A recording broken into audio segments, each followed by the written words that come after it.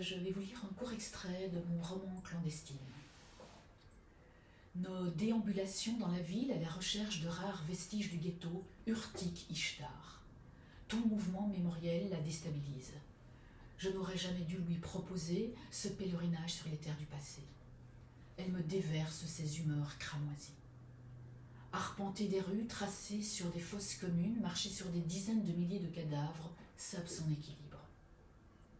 Ta quête familiale de racines pourries n'est pas la mienne, Violette.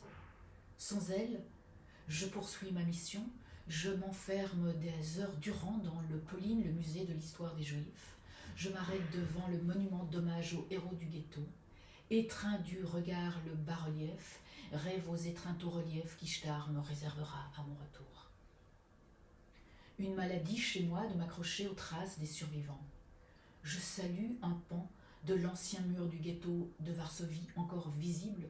Je fais glisser mes doigts sur les briques, les plaques commémoratives, les feuilles de l'arbuste plantées au pied de la muraille. Mon regard s'arrête sur les alvéoles vides, sur les emplacements des briques qu'on a retirées pour les envoyer à Yad Vashem, à Jérusalem ou à Melbourne.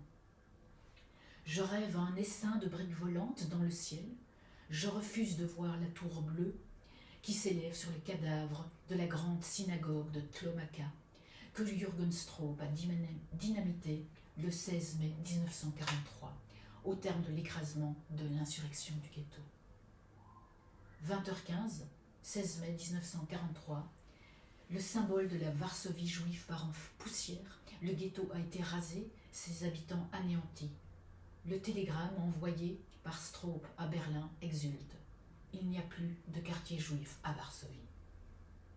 Depuis l'enfance, ma détestation des gratte-ciel est viscérale. Je vomis les tours, je crache sur un building en verre érigé sur les cendres de la Torah.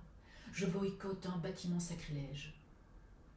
Je me raccroche à la légende locale selon laquelle, durant des années, les promoteurs ont échoué à bâtir leur caricature de Babel sur un espace d'années, car les fantômes des Juifs exterminés empêchaient qu'on tue une seconde fois la grande synagogue. Merci.